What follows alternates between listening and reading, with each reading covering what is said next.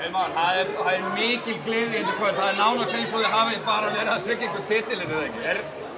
Hvernig er tilfinningin? Jú, ég meina mikil gleði og mikil léttir, en við erum nú langt frá því að vera konum með titilinn, en já... Það er mikill fögnuður, það er mikill pressa á okkur, ekki? Algjörlega, ég meina fólk getur ímyndað sér það, við vorum 2-0 yfir og þeir ná að ýta þessu í 5. leikinn. Það er aldrei þægileg tilfinning, en þú veist, en maður verður bara að ná að halda áfram og mér fannst við gera það í dag og bara enda sérðu það á stuðningsmönnum og liðinu og þjálfurum að það er mikill léttir. Þannig að við fáum mikill léttir en við fáum að fagna í kvöld við fáum að vera glaðir í kvöld og síðan á morgun er bara núllstilling sko. En þessi leikur, hvað getur þið sagt um þetta leik? Mér fannst hann taka bara einhverja sólarhringa nú.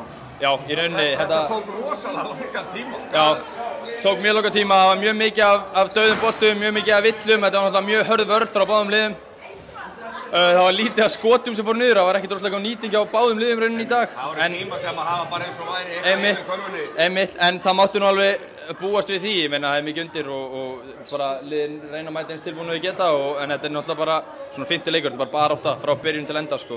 En þessi dramatík í lokið, þú voru að setja þrist mjög öflugan, Kane fær 5. villuna, vítið upp í 5 stík, þá svona heldur, jafnvel einhverju þetta væri komið, grinda ekki búið að jafna bara stuttur síðan. Já, mitt er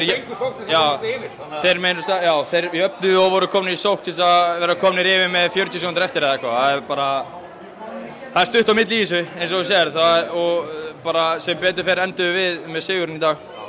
Hvernig, þú ert náttúrulega ekki þannig að pæla í eitthvað landstæðingi í úrslitunum, en hvað, verður þetta ekki bara hörku serja, tvekja frábæra liða, ekki vona því? Jú, bara ég held að sé geta búist um neðan öðru og ég held að þetta verður bara að þetta heldur að úrslitakeppnin í íslensku körfubolta heldur áfram að vera frábært sjónvarpsefni og frábært skemmtun fyrir alla þjóðina og ég held að það muni alls ekki stoppa núna í úrslitaseríunni sko.